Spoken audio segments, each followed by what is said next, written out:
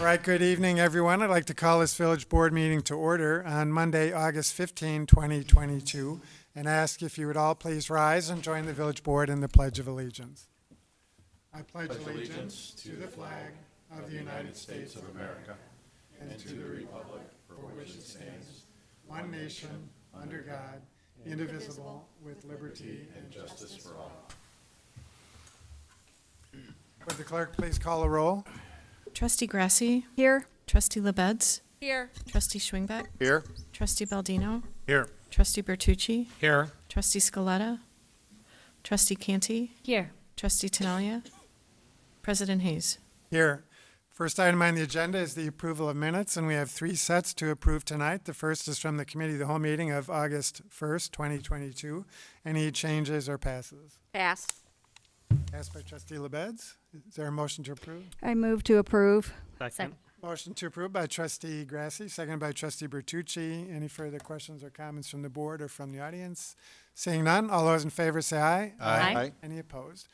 Next are the village board meeting minutes from that same evening. Another pass from Trustee Yes, please. LaBedz. Any changes or passes? Move approval. Second. Motion to approve by Trustee Baldino, seconded by Trustee Schwingbeck. Any further questions or comments from the board or the audience? Seeing none, all those in favor say aye. Aye. Any opposed? And finally, the minutes from the Committee of the Whole meeting of August 8, 2022. Any changes or passes? Pass again. Passed by Trustee LaBedz. And any other changes or passes? Seeing none, motion. I move to approve the Committee of the Whole minutes from August 8th. Second. Motion by Trustee Grasse, seconded by Trustee Canty. Any questions or comments from the board or the audience? Seeing none, all those in favor say aye. Aye. Any opposed? Move on then to the approval of the accounts payable, and I'll call on Trustee Bertucci. I'll move approval of the warrant register for the check dated 8/15/2022 in the amount of $2,903,843.83. Second. Motion by Trustee Bertucci, seconded by Trustee LaBedz. Any questions or comments from the board or from the audience? Seeing none, roll call. Trustee Bertucci. Yes. Trustee LaBedz. Yes. Trustee Baldino. Yes. Trustee Schwingbeck. Yes. Trustee Grasse. Yes. Trustee Canty. Yes. President Hayes. Yes. There are no recognitions or presentations tonight, so we'll move on to public hearings. And we do have a public hearing tonight on lead service line replacement loan. And so I need a motion to open the public hearing. So moved. Second. Motion by Trustee Bertucci, seconded by Trustee LaBedz to open the public hearing. All those in favor say aye. Aye. Any opposed? So we are in public hearing. Mr. Recklouse, you want to introduce this? Our Director of Public Works, Chris Perniak, has a few introductory remarks. Good evening. Thank you, everybody. As a part of an IEPA low-interest loan application we currently have, one of the requirements is a public hearing to talk about any concerns the residents may have, any environmental concerns they may have over our project plan. Our project plan was approved in the capital budget, and the first 4 years of the program are to replace roughly 2,500 lead services that are on the public side.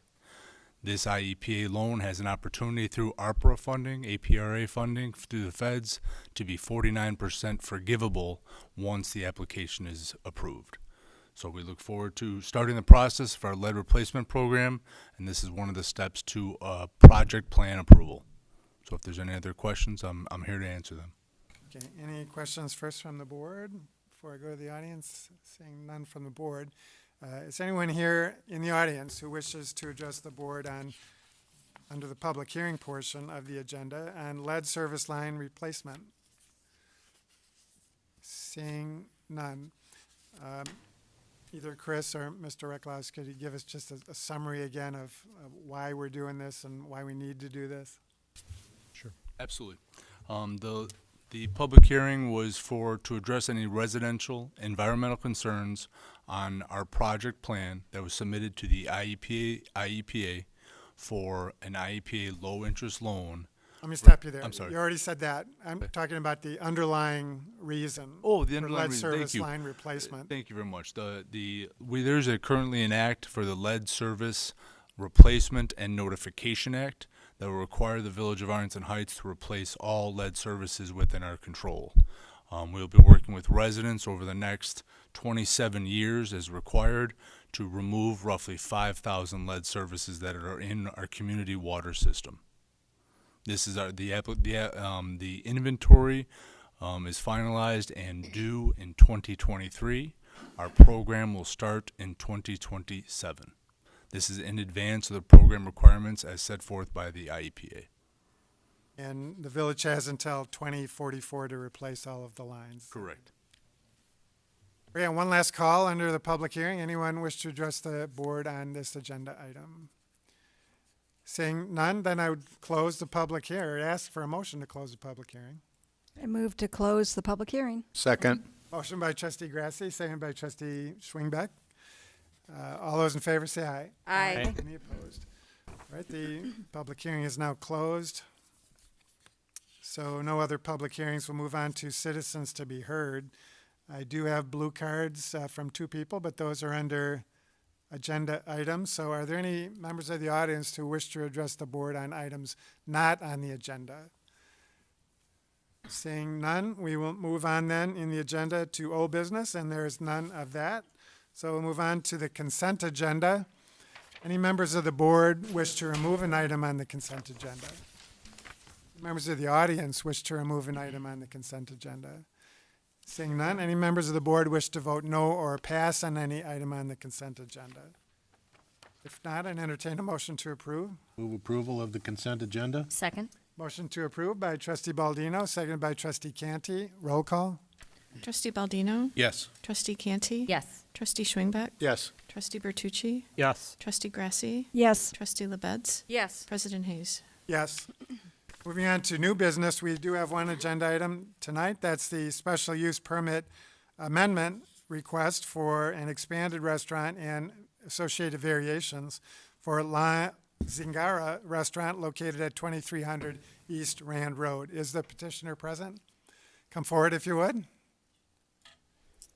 And just introduce yourself if you would for the record. My name is Sam Mokhtarian. I'm the owner of Brandenberry Plaza. It's a small strip center on Rand Road where the La Zingra restaurant is located.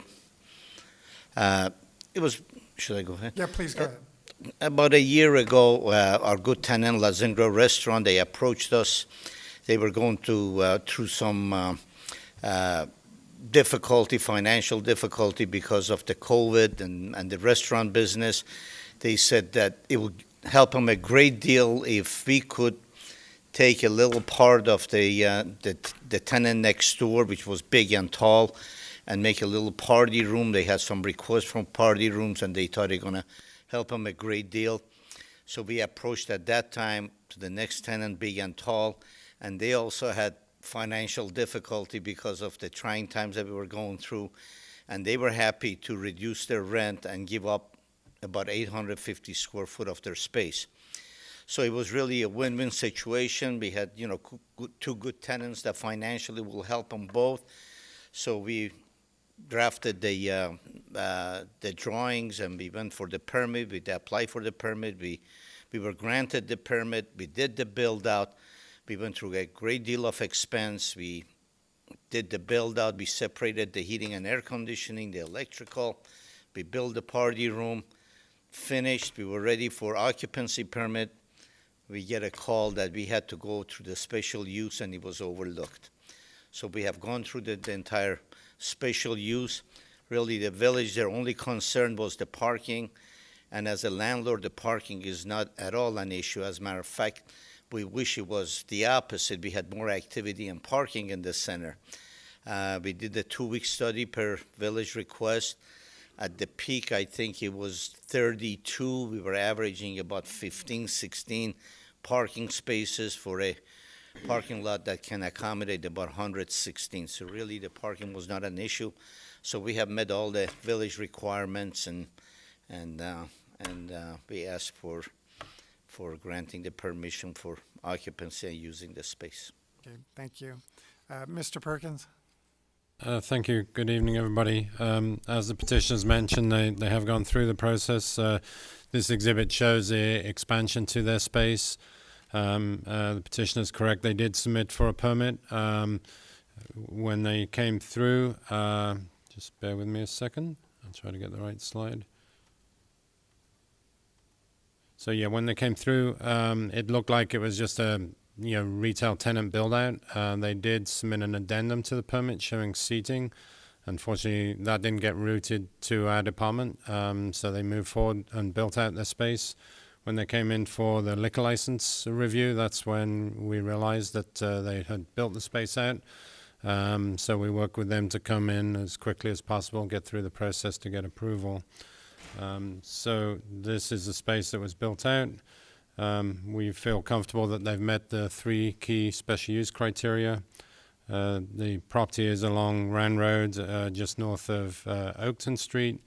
There is a significant parking variation that is needed with this expansion. So there would be 167 spaces required, and this would be a 54 space variation. That's fairly high. So we did ask them to do some counts. Staff went out there and made observations. The counts that staff did during observations were very comparable to what the petitioner provided.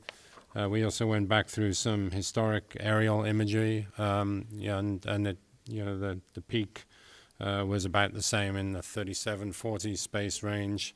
So even accommodating for the one vacancy that's there, some of the businesses, their peak hours are a little bit different, slight overlap, but not a lot. So we felt comfortable with the parking variation. They also need a variation for a fence. There was a permit that was submitted that listed an 8-foot fence in the back, but it was crossed out and replaced with 6 feet. So the fence permit was issued. The contractor installed the 8-foot fence. And so it's providing screening where in the back of the center there's some refuse containers and there's a residential building to the north. We don't have any issues with the variation, so this will be just a cleanup on that. So staff and Plan Commission recommended approval. There are a few code-related issues on the landscaping that need to get taken care of, and the property owner has requested to be able to do that by September 30th of next year, and that's the recommendation from the Plan Commission. So I'll be happy to answer any questions. Great, thanks, Charles. Any questions or comments from the board? Trustee Canty.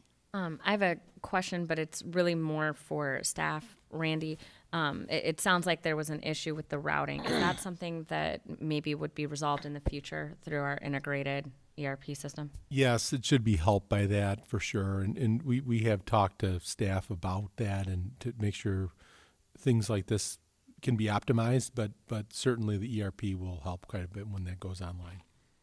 It's good for us to see, here are some issues and that we're working to resolve those issues, right? Yep. Humans make mistake. We're infallible. But thank you for sticking with the process. Your shopping center has some of my favorite places to eat in Arlington Heights, so I am in favor of allowing this to move forward. Thank you. Trustee Schwingbeck. Thank you, Mayor. I too am very much in favor of this build out here, but I do have one question, Randy, and this used to come up a lot on the zoning board. So when you're going to allow the petitioner to push out to September 30th of next year for part of this project, the thing we struggled with a little bit was the follow-up. How are you going to go back? Because I'm assuming at that point the project will all be closed out and everyone's going to be moving along. How are we going to go back and make sure that happens? We can add a kind of a calendar tickler to confirm these things. I believe we've done that in the past. I don't know if you want to mention that, talk about that, Charles. We have done that. I mean, it does without the ERP system. It's on various staff to remember and put it in the calendar and follow up. And there are other examples where we've actually given notice, 3 or 6 months ahead of time, just as a reminder to the property owner. Most of them, do the work when they're required to. You'll be hearing from one coming up where they haven't and they're asking for relief again. But we will have to keep track of that. Right, and I'm not saying you're not going to do it. I'm sure you plan on moving forward with it. But I know we would approve projects and we would tell the petitioner that we're in favor of moving forward. Just put some plantings in front of your fence or out in an island, and then a year would go by and we didn't have a way of following up on that, and it was never done. So I just wanted to make sure that you had a way of going back and making sure that that happened. I mean, we don't have a perfect system yet. It will get better, but we'll do our best to track it, and it is a challenge, as you noted. Okay. Thank you. Anything else from the board? Anything from the audience on this? Seeing none, do we have a motion? Move to concur with the motion, with the recommendation of the Plan Commission from July 27th of 2022. Second. Motion by trustee Baldino, second by trustee Canty. Any further questions or comments from the board or from the audience? Seeing none, all those in favor say aye. Aye. Aye. Any opposed? Thank you Well, very much. congratulations. Good luck to you. Thank you very much.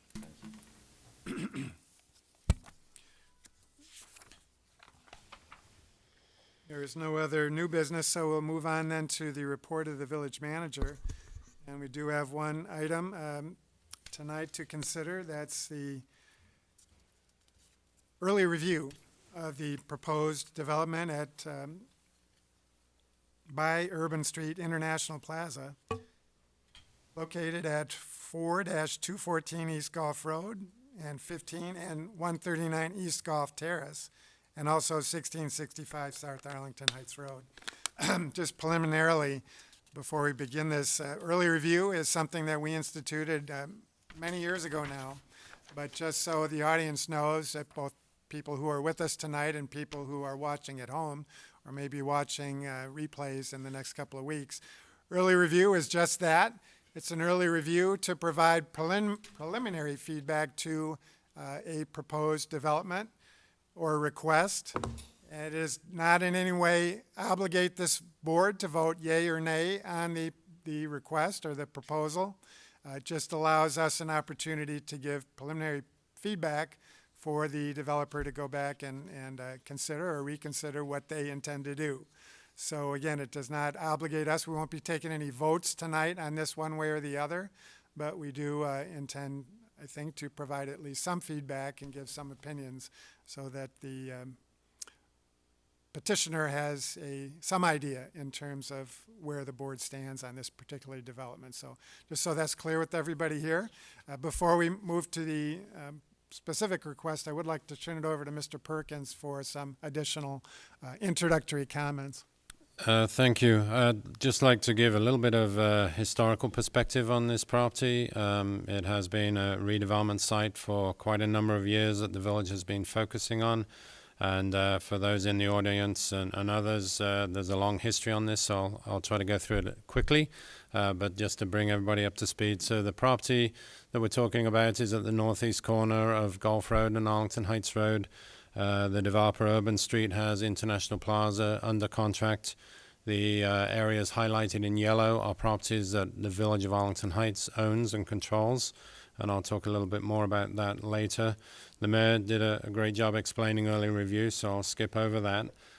This is in a TIF district, a tax increment financing district. It was established in July of 2002.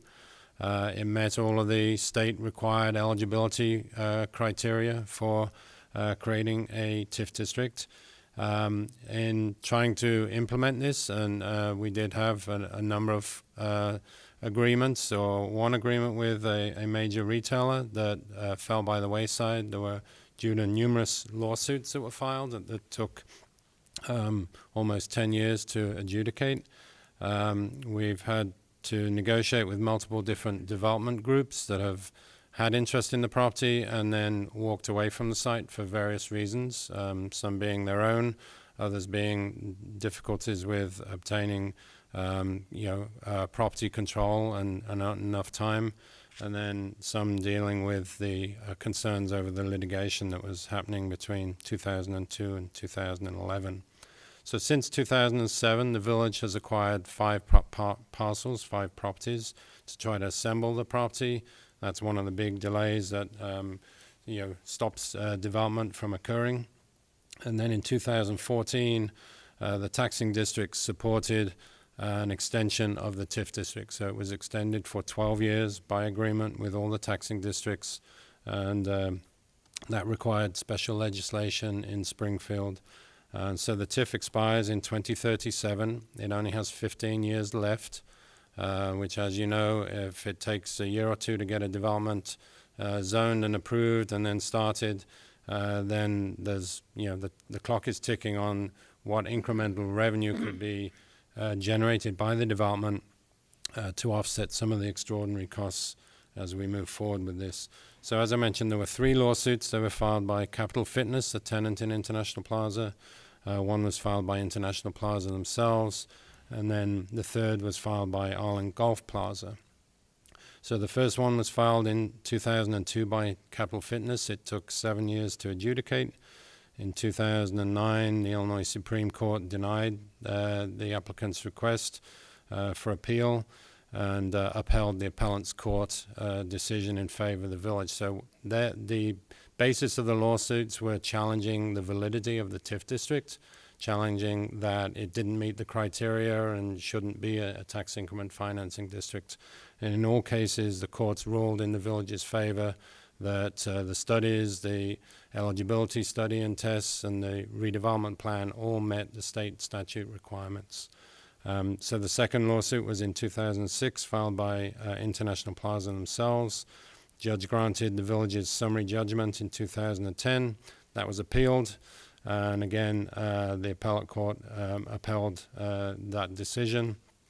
And the Illinois Supreme Court declined to take the case. And the third lawsuit was Arlington Golf Plaza. That was a small shopping center that was situated sideways, almost at the corner of Golf and Arlington Heights Road. That was settled in 2008 when the village negotiated and purchased the property. And then that property owner filed a federal lawsuit against the village that was ultimately dismissed in 2011. So that caused a significant delay. In addition to that, other impediments to redevelopment was the economic recession in 2007 through 2010. That had the tightening of credit. Developers were not interested in moving forward with substantial projects. And that started to ease in 2012, but still we had the issues of multiple ownership, which was a challenge for getting a developer interested in the property. So between 2006 and 2013, the village acquired the 3 properties on the corner of Golf and Arlington Heights Road. And then in 2016, we acquired the large wooded lot on Arlington Heights Road. And then last year, we acquired one of the single-family lots on Golf Terrace and demolished that property, all to try to assemble the property. So when we had a developer that was interested in International Plaza, we could have control of the property. So just, again, to set the stage, International Plaza, this is it. The image probably makes it look a little better than it is. It's pretty blighted, devoid of landscaping. It's non-code compliant, a lot of potholes in the parking lot. The structure itself is decaying, rotted wood falling apart. Fences are not maintained. The back service area is not maintained. Even areas of the storefront that were boarded up years ago are starting to fall apart. So it's a severely blighted center in need of significant redevelopment. Having said that, these I just want to show the properties that the village controls. As I'd mentioned, the village acquired a blighted gas station on the corner and took that down. The vacant Kitty Cutter restaurant at this location and demolished that. This is the Arlington Golf Plaza that was demolished, and then the environmental cleanup from the dry cleaners that was there was undertaken. This large lot here was a single-family home that was purchased last year, and the building was demolished. And then this was the wooded lot that was purchased in 2016. I'll skip over the developer's plan other than to say their proposal is a mixed use of residential to the north, commercial to the south. It is consistent with a market feasibility study that the village commissioned in 2018 that basically said this site is too deep. It's not, there's no tenants in the marketplace to sustain a commercial development on the entire property. Their plan is for 7 buildings, one being an affordable building, the others being market rates.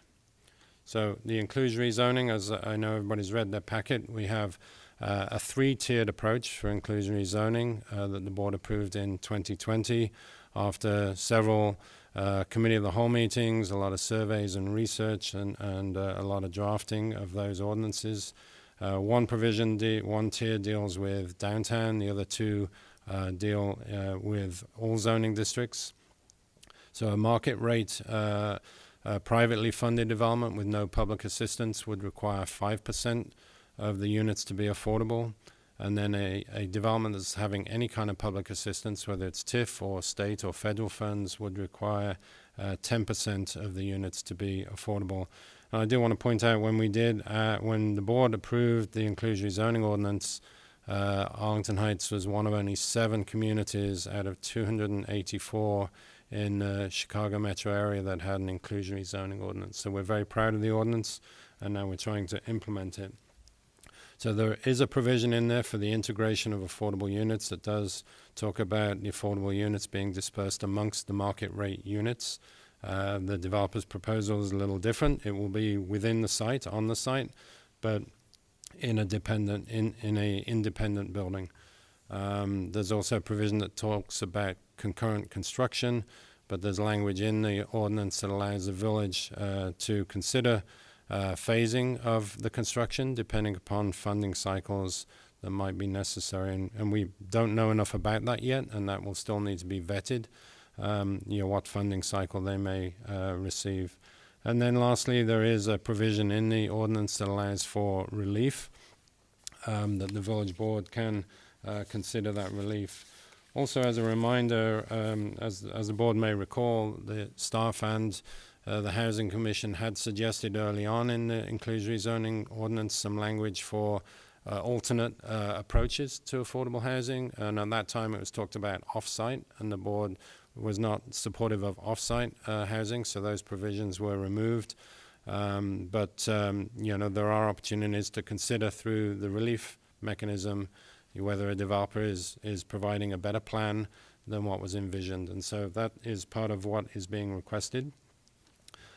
So the site concept, the developer will explain their site in a little more detail, and they can explain, their proposal for providing more than the required 10% or 27 affordable units. So I'll go back to the site plan and let the developer present their plan, and then I'll be happy to explain the staff's recommendation to the Housing Commission on the affordable housing component. Okay, why don't you come forward?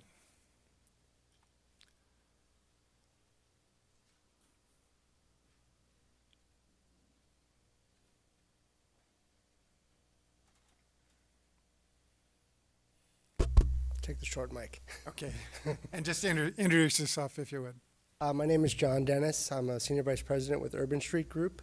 I have here with me Jim Wells, our Head of Construction, and Teresa Bateman, our Director of Development. Thank you very much for the opportunity to address this board and for the early review process. Thank you, Charles. And I wanted to say that we've been working on this for several months now, and we've had a very positive experience with the staff. We've also had the opportunity to meet with the Housing Commission about our proposal, and we value the feedback and the input. Our company has been developing mixed use and residential projects in the Chicago suburbs for about 26 years. We're based here, and we focus particularly on the suburbs. And we, as a company, we work very hard to find solutions for challenging redevelopment sites. As Charles mentioned, this site has had many starts and stops. I think the village has been working to redevelop it since 2002. We've looked at it in the past and now have come back around. And we think we have a great solution to make it happen. It's further along in the life of its TIF. As Charles mentions, the clock is ticking, and there are certain challenges to pull the pieces together. But as a company, we have other projects in the Chicago suburbs that take a partnership approach. We take a large land plan like this, and we act as a master developer. We bring capital and expertise. We prepare the sites, demolish existing buildings, and bring in other partners to do other pieces. We're doing that in Schaumburg with the redevelopment of the Motorola corporate campus, and in Morton Grove at Sawmill Station, and also in Buffalo Grove. The way we look at this site is we think it's a great opportunity. There's certainly challenges with the existing shopping center. We see commercial as an opportunity on Gulf Road with office components and retail components. Again, as Charles said, residential in the rear of the site, a mix of market rate and affordable units. We really want to create a mixed use and mixed income community within this site, and further the village's goals by removing the shopping center that is largely vacant and in pretty bad shape right now. The approach that we've taken, we value the inclusionary housing ordinance. We know a lot of effort and energy went into drafting it. We've considered it, and we have a plan that would bring more than the required number of affordable units to the site where there is no affordable housing now. We can provide 37 affordable units at 60% of AMI. We will build 265 market rate units. And this approach is exceeding the requirement, but the way we're doing that is by having a mix of market rate units, one cohesive community, and a separate low-income housing tax credit, LIHTC funded affordable housing building on the site. It's building number 7. For the purposes of architecture and design, it's one cohesive plan. All the buildings look the same. They share parking. It's one development, so these affordable units are very much on site. We have teamed up with a group called North Point Development that is a specialist in affordable housing and LIHTC development. They've written a letter, which you may have seen. They've built $230 million worth of LIHTC affordable housing. And in discussing with them, this is really a senior housing development. It would be an age-restricted senior housing building of 37 units. As part of the master plan, our company, Urban Street, would vertically develop the market rate units. And we are working with another group that would bring commercial components, retail, and office components to the front. So there'd be separate ownership of this large parcel of land. We would serve as the master developer, again, demolishing, reorganizing utilities, and making these other sites available and ready for the other development groups. We found that to be a very beneficial approach to make a large and complex site happen. But it really relies on this mixed approach of mixed income and mixed development with different components, and the way that it is working is bringing in resources that we don't have as a private developer. With the LIHTC program, you can build and fund the affordable housing with the federal tax credit program. If the units are interspersed within the buildings, that's not available. So financially, feasibly, funding sources, this is a way that we can deliver more units, more affordable units than otherwise could be done. And that is our approach. And we've certainly heard questions and feedback, and I can answer any as well. But I know there's certain questions. I know it's different than the ordinance had initially envisioned, and we're happy to discuss it. But we're very excited about this project and about working in Arlington Heights. Okay, thank you. Charles, did you say you want to make additional comments now or later? Just quickly go over the Staff Development Okay, Committee recommendation, and again, this is at a preliminary stage. The project still needs to go through, all the full, entitlement process, and there'll be detailed conditions, as you know, when this comes back, and if and when it's ready for, any kind of consideration for approval or not. But we do support the proposed land use plan. We do support the concept of the 37 units. There will be a lot of details that we want to work out on the timing and phasing of all of that, and making sure that those units are comparable to the remainder of the development, and making sure that the architecture, as has been stated, is consistent with the rest of the development. But by doing this, it does eliminate and help a number of elements. First of all, it increases the number of much-needed affordable housing within the village. It addresses one major stumbling block that a lot of affordable housing developers have, which is, gaining the zoning entitlements and getting the site ready with utility and infrastructure improvements. If you recall some of our past affordable housing developments, Crescent Place, for example, very controversial. By getting the zoning entitlements, through with this project, hopefully then the project is ready to proceed forward with their financing.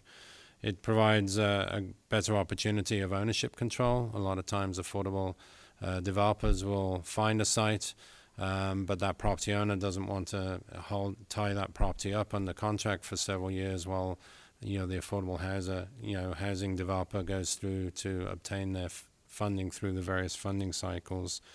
And then it will facilitate redevelopment of a much blighted shopping center. I also want to touch on the senior housing. So, that is an element that is in need, as is regular market rate housing. So the village commissioned a study in 2013 with the Northwest Suburban Housing Collaborative. That was Arlington Heights, Buffalo Grove, Mount Prospect, Palatine, and Rolling Meadows. It was a senior needs assessment.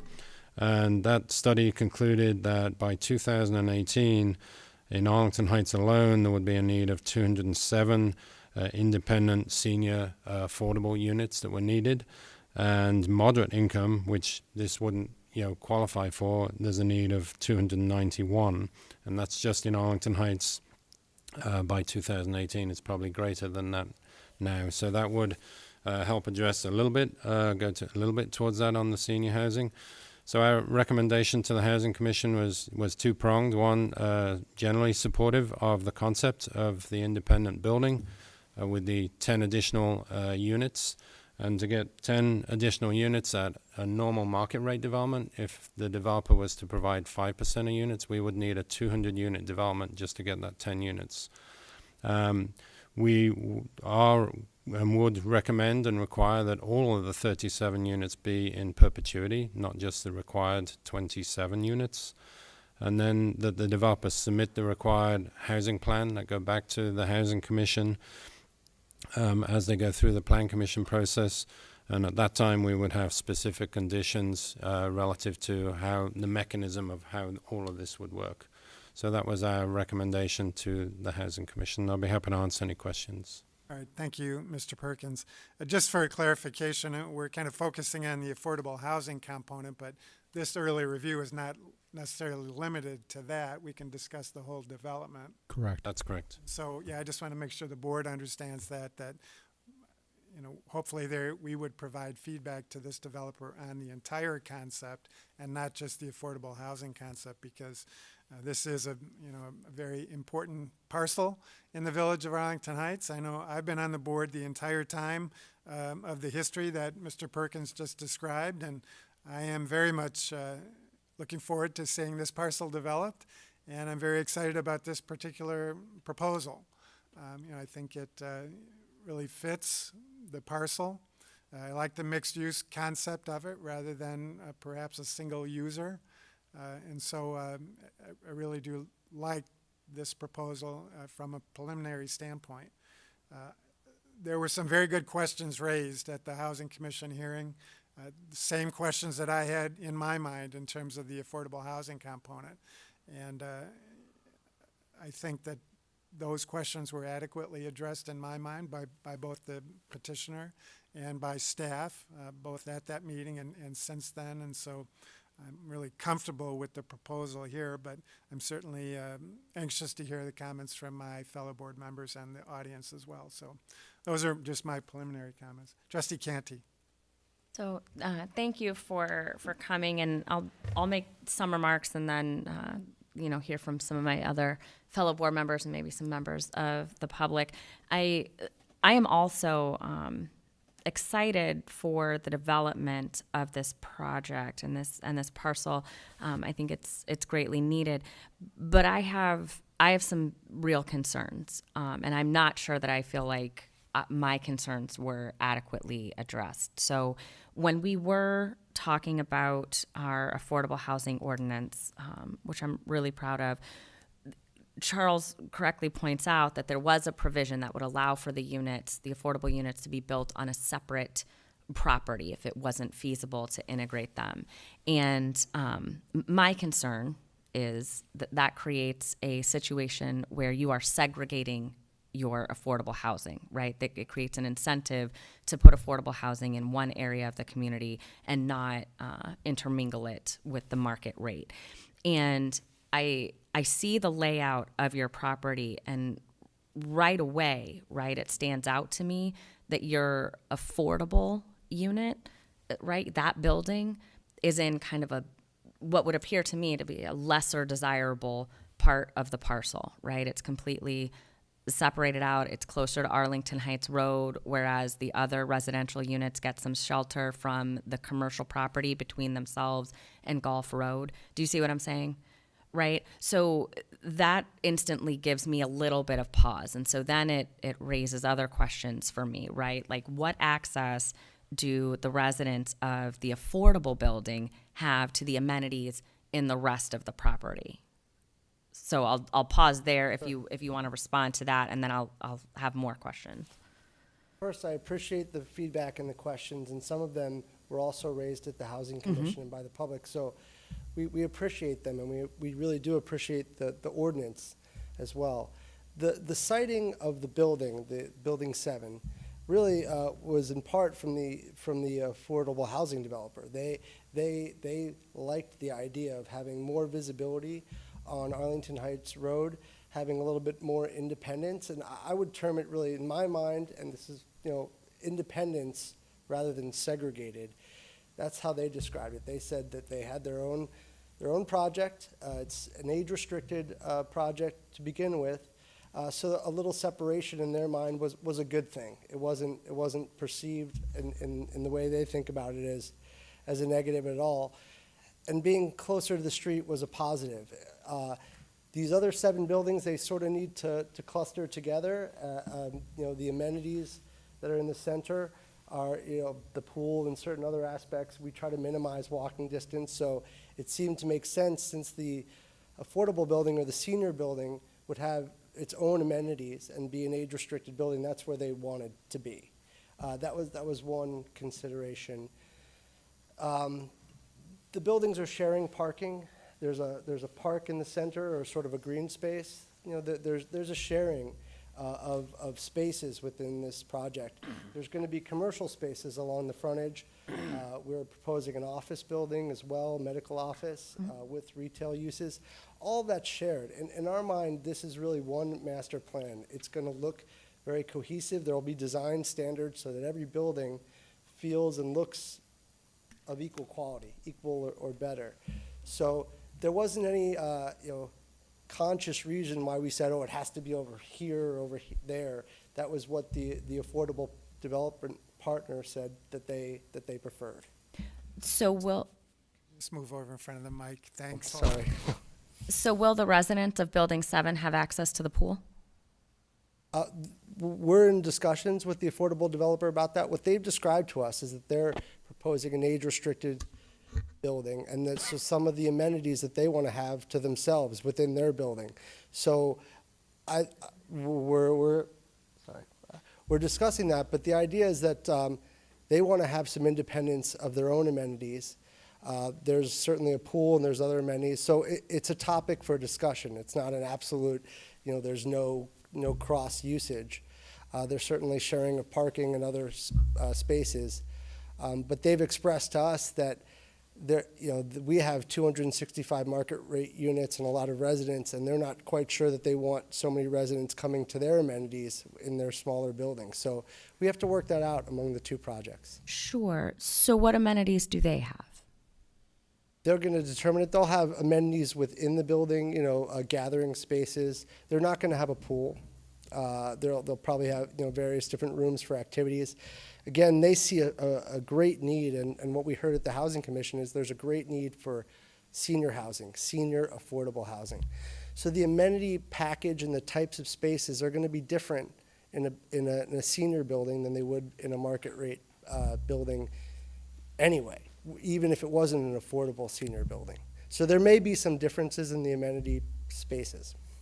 Okay. So, this is our opportunity to give you feedback. That makes me a little bit uncomfortable. I'm going to be honest with you. It just does, right? I think it creates a division, and I understand that you're saying you're working with your partner and they're suggesting different things to you, but it feels like there's still some work that needs to be done there.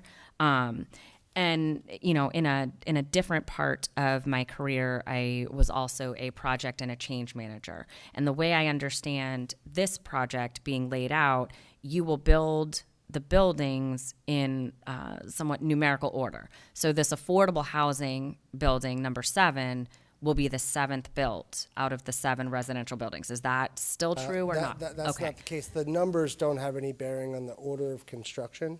Okay, so then what is the prioritization? The prioritization is to really build all simultaneously. So Okay. there's been some questions at the Housing Commission and elsewhere that there shouldn't be a lag in time between the delivery of the affordable building and the other building. And there won't be. The idea is that we as the master developer are going to take this whole project through entitlements. We're going to have a site that's pad ready for building 7. We're going to build our buildings. They're going to take some further time to get through the tax credit process. It's a government cycle that none of us have any control over, but the awards are made every May.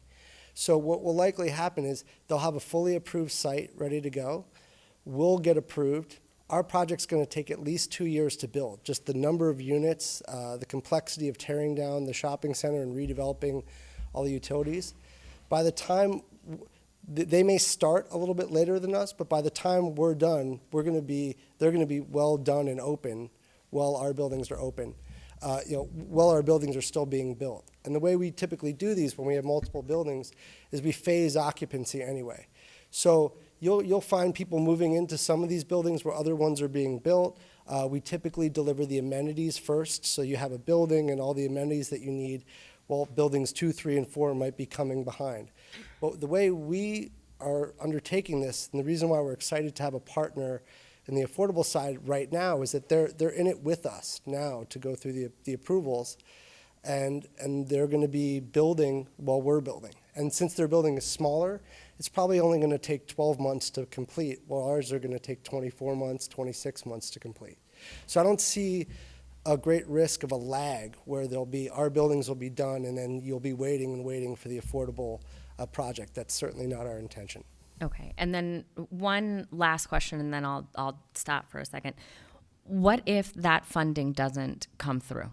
It's a great question, and it came up at the Housing Commission. So here's how we would approach it, and this is feedback. There's no hard line in the sand here, but what we're thinking about is we have an affordable partner now. They're very experienced. They've had 29 successful awards with the federal tax credits. They built $230 million worth of these types of projects. So we have great confidence in them. Unfortunately, they couldn't be here with us tonight, but they're in here in the form of their letter.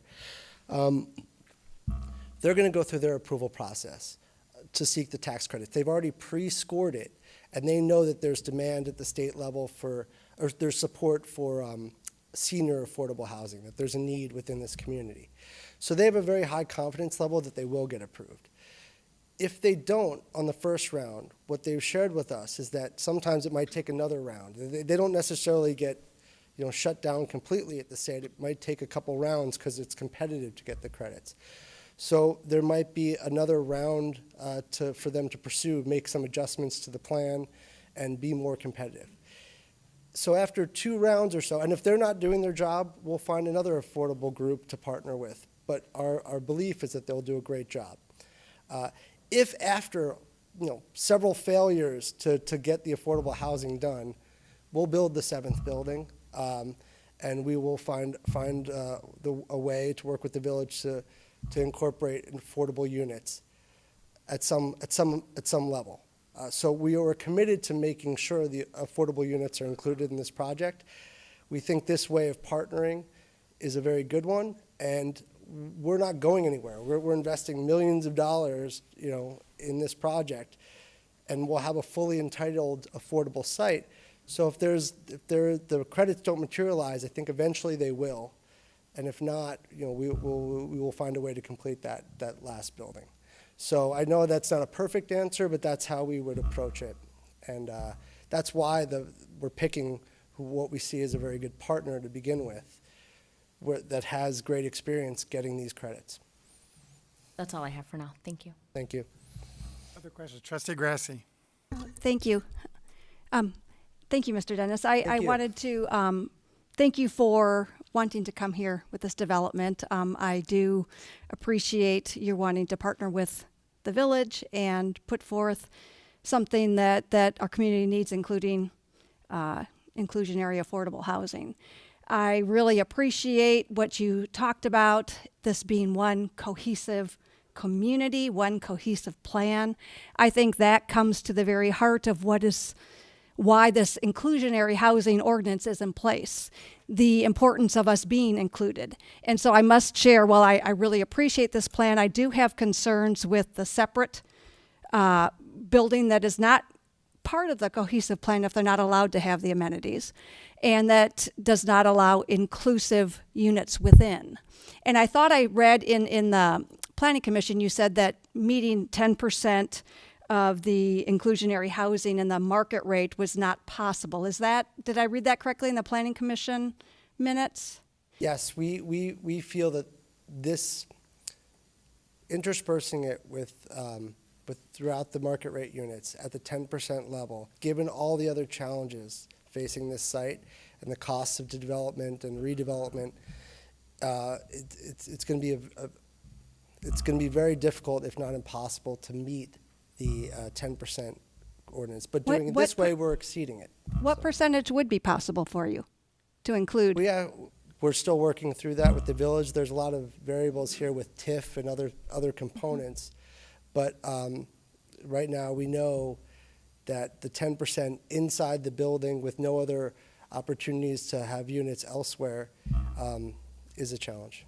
I would appreciate if you could let us know what percentage would be workable for you, because I think we've been talking about it being affordable housing, but the name of it is inclusionary housing ordinance, and it's about including within our units, and I really would like to know what percentage would work for you.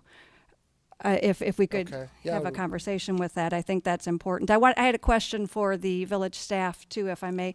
Since the inception of the ordinance in 2020, how many developments have been built that have had affordable units included within? Do we know how many?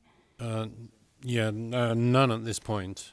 So the only market rate development with affordable units is Arlington Downs Phase 2, and that was 263 units. It predated this ordinance, so it was a negotiated amount. It's about 3.5% or 4%, just under 4% of their unit count. And so they have 9 affordable units in the 263. We've approved Arlington 425. Obviously, they haven't started construction. We've approved Crescent Place. That's a low-income tax credit development with 40 units. The only other one dates back to 2004 is Timber Court, which was a for-sale product, and there was a 20% density bonus to provide 14 deed-restricted for-sale units that didn't work out for various reasons, and the board last year approved new agreements for that, so those 14 units are now rental units, and so that's the only other really private market rate apartment that's renting out affordable units that we have right now that is not have any kind of public level of funding.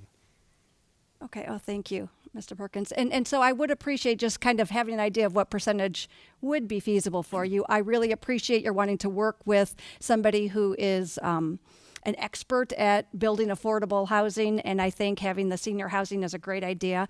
I do agree with Trustee Canty that I have concerns with this separate and apart and then not being allowed to be truly part of a cohesive community because they couldn't use the pool or different pieces like that. So I would hope that we can talk more about some of those things, but I would like to know what percentage.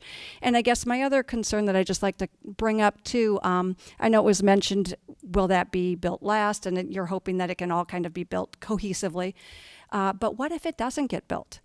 I guess I'm just wondering what kind of things we could put in place within the village. What kind of structure could we put in place with our agreement with you? Because this really is an agreement with all of us together. And I think this is a great plan. We want something here. We appreciate you wanting to come here.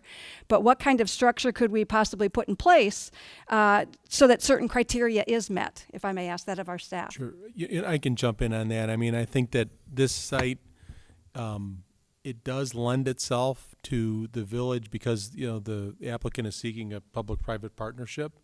Because it is in a TIF, because there is village-owned land involved, the village has the ability, if the board wishes, to use those things as leverage to ensure that the development occurs in the manner that we want it to occur. In addition to the normal zoning levers, the village does have more levers in a situation like this than we normally would. That obviously, the details of how that would work, would be worked out over time, but the opportunity exists with the circumstance. Okay, thank you. And I think that's enough for me. Trustee Bertucci. Thank you, Mayor. Thank you for your presentation. I have a few questions and comments. My comment would be first is I'm not too concerned about the location of the seventh building because I think it's in the eyes of the beholder. I, for one, might like Building 7 better than the others just because of the easier access to Arlington Heights Road. So that is not as much of a concern. What I wanted to ask you, though, is when you build those units and you talk about them having not only amenities within the building, but what about within the units? Are you thinking of building them towards senior livings, whether it be, bars in the showers, wider doors possibly for wheelchairs, that type of thing? Is that where your thoughts are going? Our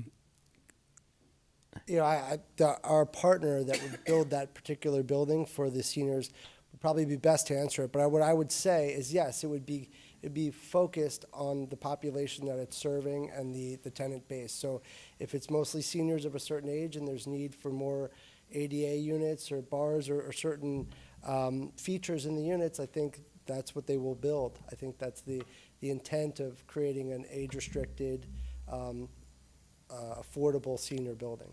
So Well, it it's would be a bit different it could be different than our market rate units on the inside. On the outside, we intend, again, to be one cohesive development, one master plan. We have a project in Schaumburg that's the former Motorola campus redevelopment where we set, in-depth design standards to make sure that things have a certain cohesive look and feel. So we see this as one development. I mean, that building is a few feet away from the other buildings. It's not off-site. It's not somewhere else. It's part of this project. Yeah, no, that I understand. It's easier to support this idea of having a separate unit, separate building, if in fact it's truly being built towards affordable housing for seniors. You know what I'm saying? I think we already have. I mean, there's all kinds of buildings in Arlington Heights. I can think of Parkview and others that are so-called segregated low-income buildings. This is not something that is new. I mean, when you look at some of our other low-income, I mean, you could think of Crescent Place as being segregated from a development standpoint. So this I'm not so concerned about. What I would like to give feedback, what I do agree with Trustee Canty and Trustee Grasse is if you're going to say this is one cohesive community, but say you seniors up and over in 7 can't use the pool. I'm with you so far, but that doesn't sit well with me. I mean, if you're going to not let them use the amenities, I'm going to tell you up front, I'm not comfortable with that either. I guess what I would say, we're looking for all kinds of feedback. I don't want that to be the absolute focus of the discussion. We're trying to develop the entire site, and we're in discussions with the senior developer. At first pass, they said, we have our own building, we have our own amenities. Seniors might have different goals for their amenities than non-age restricted. So there was a desire on their part for their own amenities. If the notion is that they should have some sharing and that they access to the pool or other parts of the site, we can discuss that. I Okay. don't want that to be the end of this discussion because we're trying to find a solution that brings financial resources to the project, a professional developer, a professional manager. That's the other thing too. A company like North Point will run and operate this building in a very professional way, targeted towards the senior tenants that is very different. That's their specialty. So I think there's a lot of opportunities to discuss that concern. Okay. I mean, that, again, this is preliminary, so again, we're giving thoughts, and I can support the separate building for a lot of, there's a lot of reasons that I feel that I can support that, but again, make sure that that's taken back, that, to say, okay, you in that building can't use these other amenities, I don't know that I feel that's fair. The other questions I have will be for, more for staff. So what I'm hearing you say, and I've lived in Arlington Heights since 1985, so I remember all the trials and tribulations of this site. So it's been 20 years, is from what I hear you saying, that we've been trying to deal with this property, and it is very blighted. When I did my ride along with the police department, they would have to patrol the area not only in the front but in the back, and I didn't realize how bad that shopping center was until I did that ride along. So we definitely do have to do something with it, and obviously we haven't gotten a lot of takers, so to speak, to put something like this together. Is that a correct assumption, Charles? We've had a lot of stop-starts on this. The last one, you might recall, was Ryan Companies. They were looking at doing a senior living facility on this site. They actually did submit a plan commission application, and they did have the site under contract, but they could not make the economics work, and the time frame that the landowner wanted to close was too tight for them, so they withdrew their application. That was the last one. We've had a number of different developers on the corner. We negotiated with the Twins Group after an RFP for a 2-unit restaurant concept on the corner.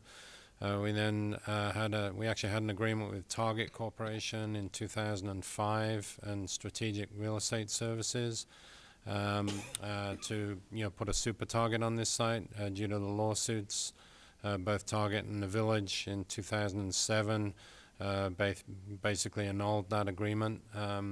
So those are the closest ones that we've had so far. Okay. Well, with the change in the Amazons and everything of the world, maybe it's a good thing that we never did develop something with a bunch of big boxes, so. Yeah, I think the bottom line is let's work together. I mean, obviously we want it to be feasible for you to build, but and not chase you away with all kinds of restrictions, because, we certainly don't want it to take another 20 years before we get another good development. But at the same time, you also have to understand where we're coming from too, and what we're trying to create in our community. So that's all I have, Mayor. Trustee Schwingbeck. Thank you, Mayor. Just so I understand this, I think I do, but you would develop the entire property except for Building 7? Another company would actually build Building 7? No, actually, we would master develop. What I mean by that is we would take down the existing buildings, build new roads, put utilities where they need to go to support this master plan, grade the site, provide singular detention for everybody to have stormwater. What that does is it unlocks opportunities like Charles just mentioned. There was somebody interested in the corner, but they walked away, right? Because this is too big and complex of a project for the small retail developer to just take on the corner. It really needs a master development approach, someone that's going to take all that risk, and that's us. And that's you guys. That's what we're going to do. And so we are going to prepare the sites for the frontage. We have a group that wants to build a medical office building, that wants to buy a site from us, within that area. We have a retail development partner. These are each individual developers bringing their own capital and their expertise and their own tenants and relationships. We're bringing them the site and solving the problems of the existing shopping center. It's the exact same thing with the affordable housing group.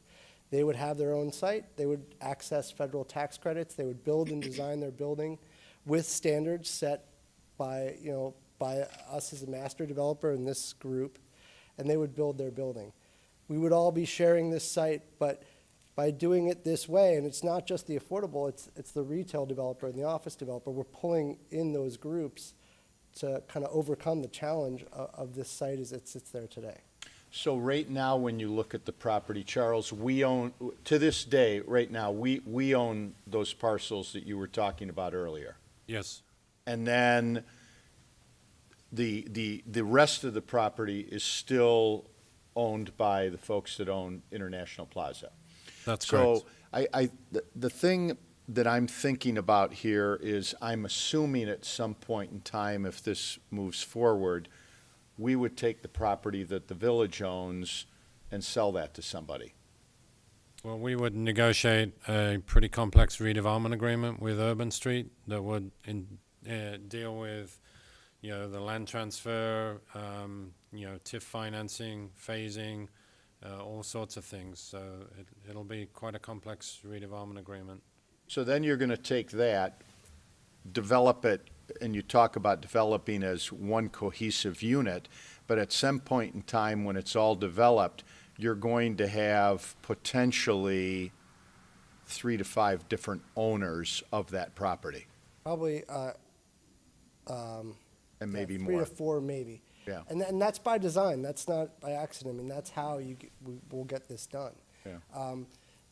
We've envisioned that the village parcels, which you've gone to a lot of trouble to assemble, are needed to be part of this project.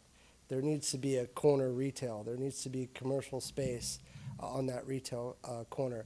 There's the land up on the north. We've built a great relationship with the landowner that owns International Plaza, and I will tell you that's not that easy to do. There's been a lot of starts and stops with the group, and we're working with them, kind of saying what this approach is and that it will take time and having them kind of go along with us. So that's how we intend to do it. But at the end, there'll be different development owners with a relationship, an association think of it as like a condo association on this site. And there'll be different owners owning their own buildings on the site. So, and I'm not going to use the word, uncomfortable or something I'm concerned about, but in the long run, when it's all developed, you've got a situation now where the land is all broken up with different owners.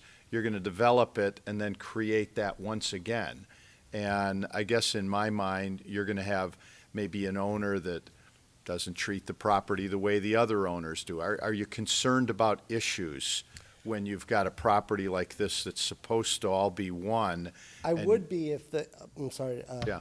I would be if the owner that might be problematic was sort of in the middle of the development, where what they do would have a real negative effect on everything else.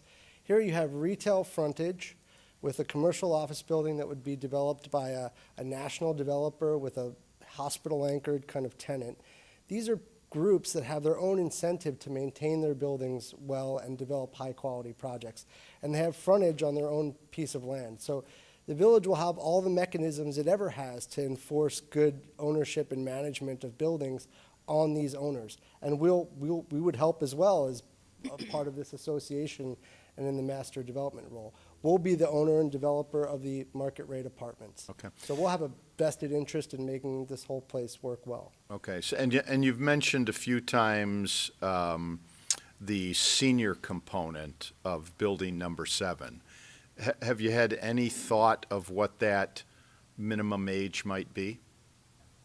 Typically speaking, and again, this would be the affordable housing developer, but these are age restricted, which means they're 55 and over by statute. In practice, they tend to be older than that, by the residents that are living there. But the minimum age is 55. It's 55, okay. Okay, that's all I have. Trustee LaBedz. Thank you, Mayor Hayes. Thank you very much, Mr. Dennis, for being here and for working so hard to bring forward this kind of a project.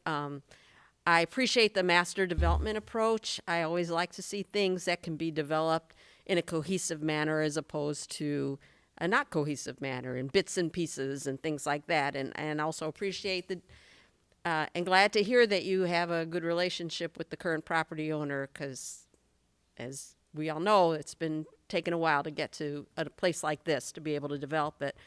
I can appreciate that for an affordable housing builder, developer, that the fact that you would be doing all the infrastructure type work, the detention, the roadway, and all that relieves a burden for them, an expense that they would otherwise have to shoulder if this was some sort of standalone, not part of this. We were talking about somebody else's project that was affordable and so on. So I can see where that would be enticing and certainly helpful to a developer.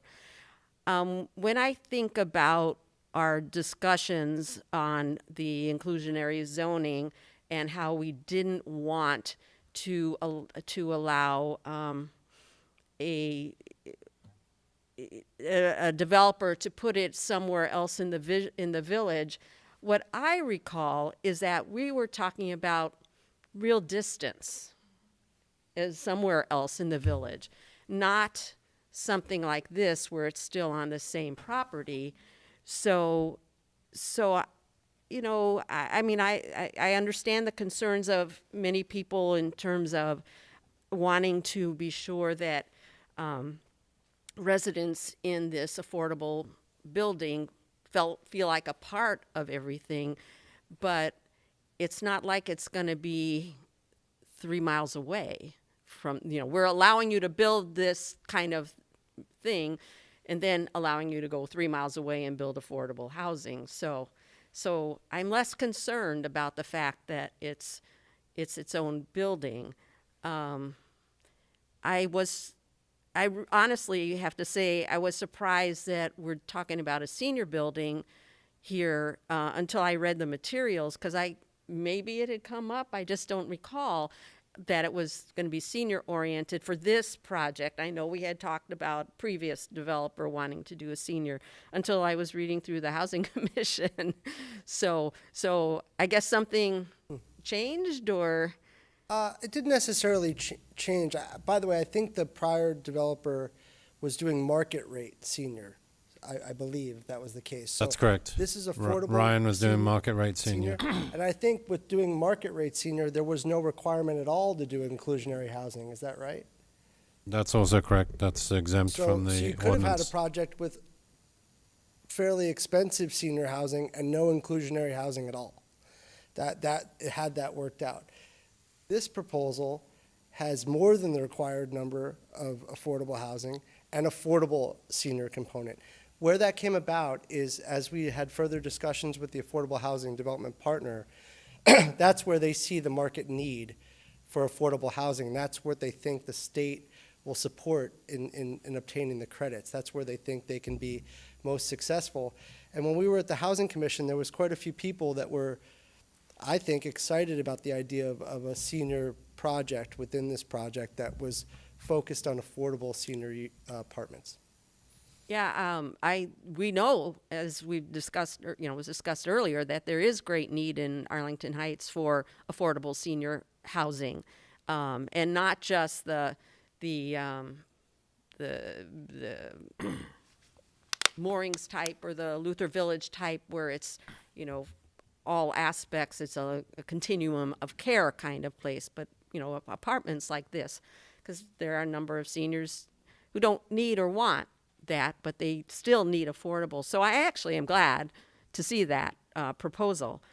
I have a question. Before I get to that, I also do want to say I appreciate that you have been working to bring together other developers, partners, like with the commercial and so on, and you're not standing before us saying, you hope to do this and you hope to do that, that you seem to have some sort of concrete relationships.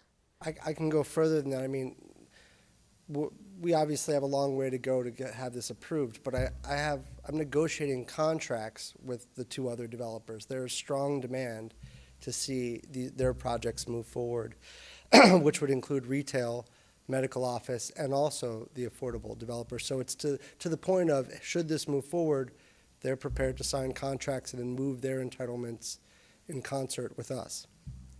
Thank you. That's really good to hear. I appreciate that. I have a question about North Point that you're working with. I read through the letter that we received today, talking about what they do.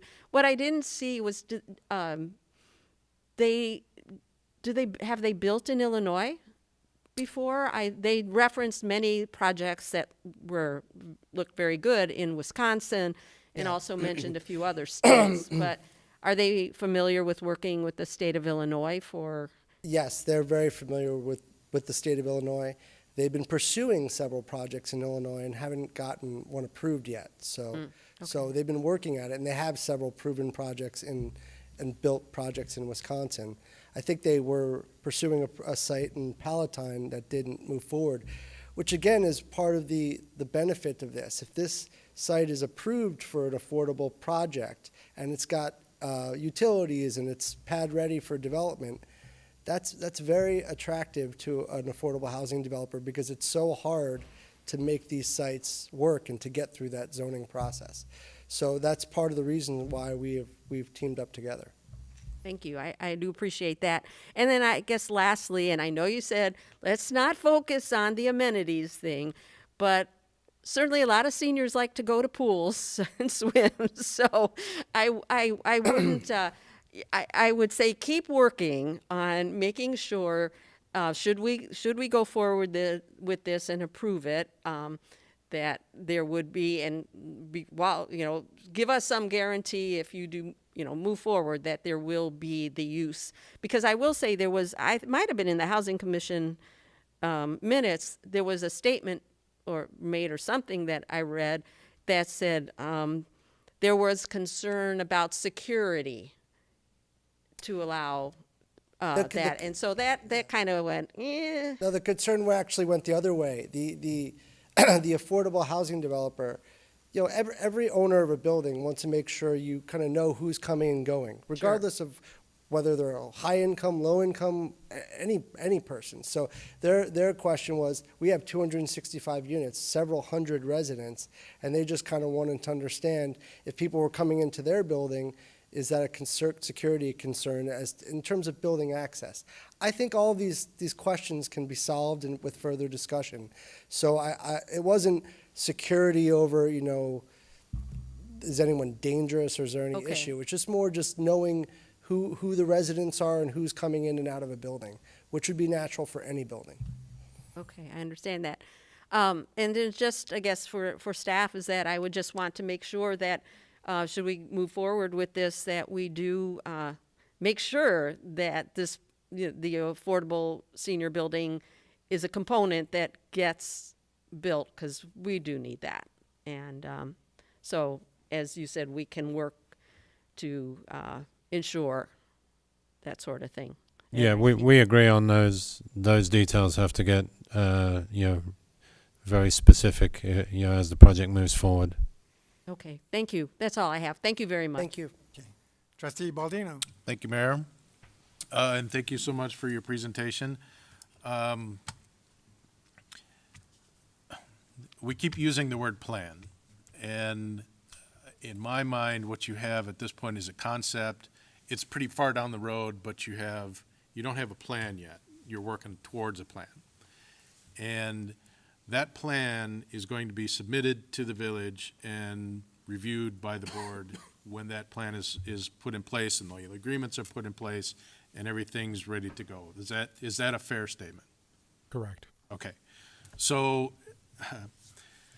I tell you, Trustee LaBedz hit the nail on the head when she was talking about the inclusory housing, and we don't want that to happen 3 miles down the road. Thank you for making that point. That's been bouncing around in my head for a couple of days now.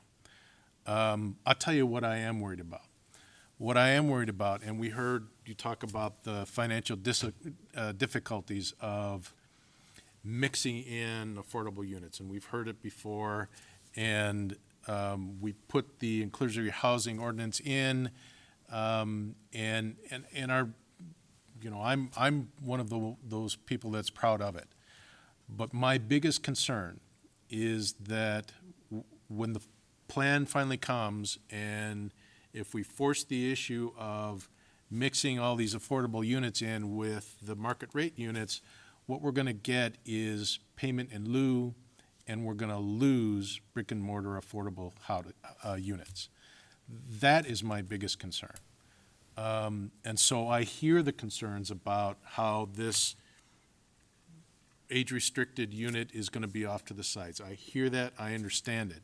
It sounds to me like the developer of that unit is requesting it, and they're asking for it so that they can do what they do best.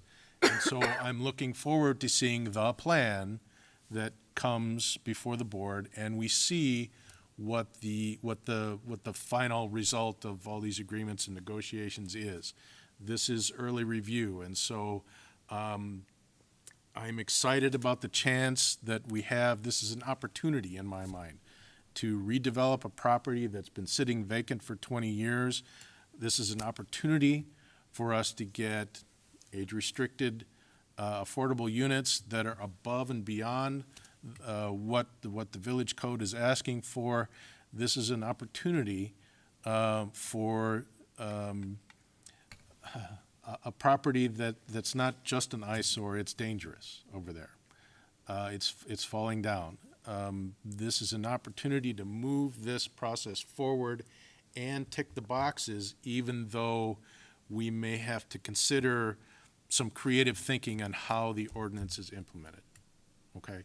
So, I mean, there's a bunch of questions running around in my head, but I don't have a plan yet to look at, to dive into. What we have is a concept here.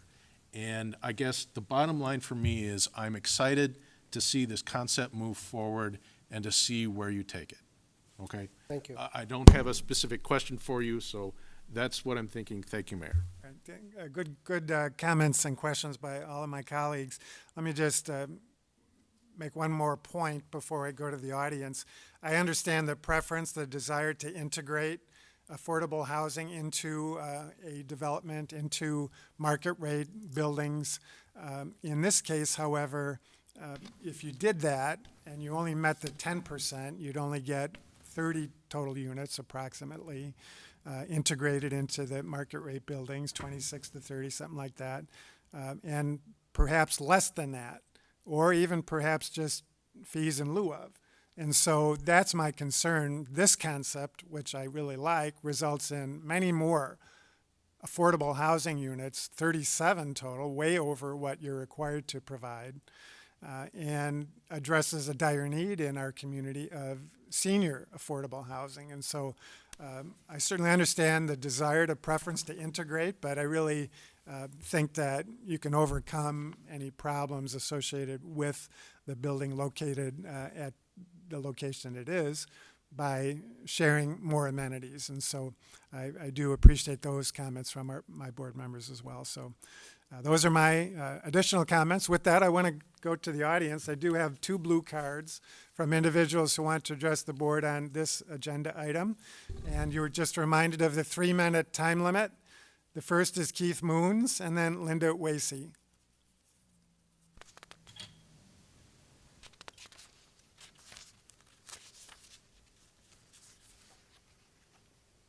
Thank you, President Hayes.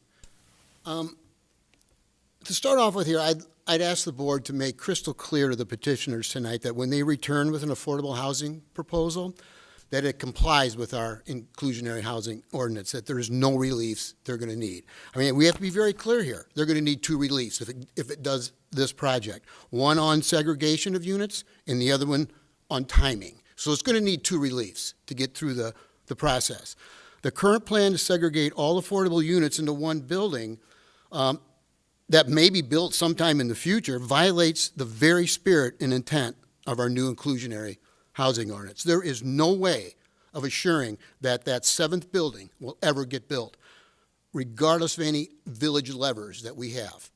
I don't know who you would go after if it did not get built at some point. There is no fee in lieu available here because it's in a TIF district, and they're going to get all our TIF goodies besides. So there's no fee in lieu. They must come in with the affordable units. You know, it's a stigmatizing to segregate the units if you're a senior citizen or not. And I was kind of surprised to see there was no senior citizen mentioning it in this meeting packet. There has been no senior citizen discussion about in any meeting packet, including in the Housing Commission. I do still have some questions on some calculations. I don't know how one developer's plan to maybe in the future build a segregated affordable housing building somehow qualifies another developer to obtain all of our TIF benefits and not include any units. You know, the constant refrain here that we're going to get an extra 10 units is based on a simple false comparison, when maybe it might be 6 units. You know, assuming the number of units doesn't decrease again as it did from the Conceptual Plan Review Commission from 44, it was 44 back then, now it's 37 to the Housing Commission and to the Board of Trustees.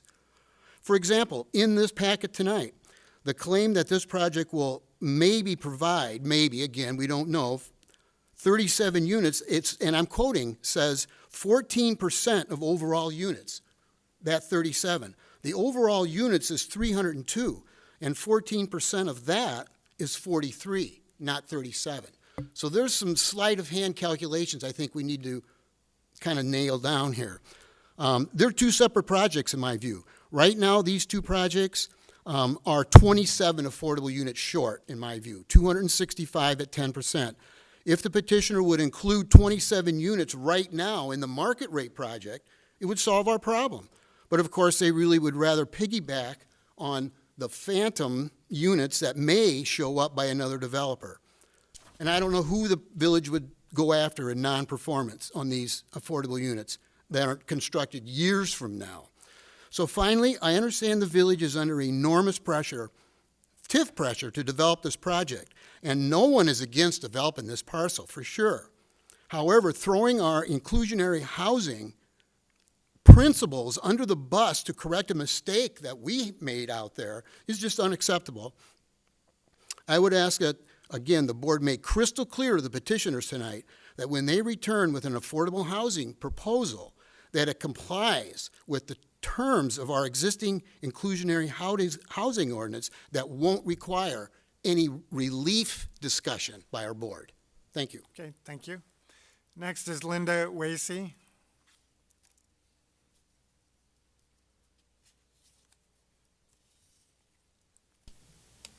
I was surprised to read that staff recommends proceeding with the development of the concept of a separate affordable building.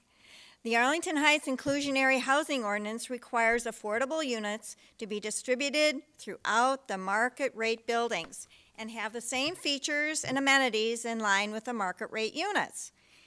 In the August 3rd Housing Commission meeting, I voiced the concern over the segregation of affordable units into one building. Others mentioned whether the affordable buildings will be built inside and out with the same features as the other buildings. And I was also surprised to hear that the residents of the affordable housing building may not have access to the same amenities as the other 6 buildings, and the lack of access to all the facilities in the whole project. This sounds like segregation to me, and I know we've talked about that listening to this evening. You've expressed some concerns about that. Furthermore, I was surprised to hear that the affordable housing would be senior housing. And it was my understanding that the housing was for everyone, including seniors that meet the required income level. So it's not really, I believe that it should be affordable for everyone and also seniors. There should be no restrictions that they couldn't partake of this as well. And I think the presentation at the Housing Commission revealed a lot of information that is contrary to the housing ordinance. So if integrating the housing throughout the project is key to the inclusionary housing ordinance, urban street developers led me to understand that they couldn't integrate the affordable housing into the project. They couldn't integrate the affordable housing into the project.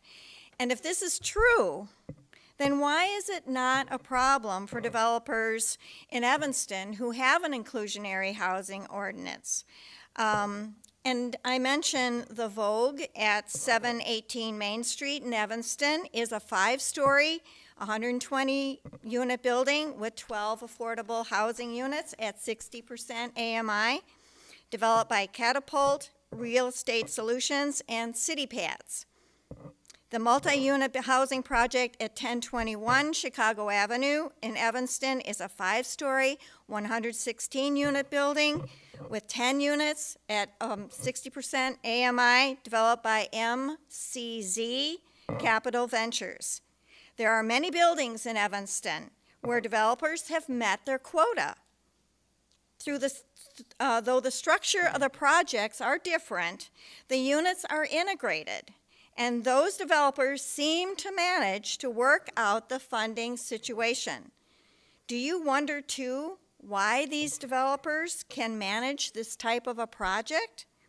So I urge the Village Board and Planning Department to look into developers who build in Evanston and how they are able to work with the Evanston's Inclusionary Housing Ordinance. Urban Street Developers is not the only developer around that will work with a housing ordinance. Thank you. Thanks, Linda. Anyone else in the audience who wants to come forward? Yeah, could you give it to our clerk over there? Thank you.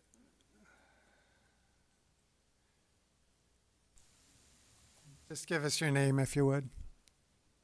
Hello. My name is Christina Cruzius. I live at 204 North Patton, and I'm a lifelong resident. Right now, affordable housing is more needed than ever. Too many workers are not paid a living wage, and inflation has only exacerbated that problem. I should know I get paid probably about at the rate that would be qualify for affordable housing. 2 years ago, the board passed an inclusionary housing ordinance, and in my mind marked the beginning of a new era where fee in lieu was no longer the default.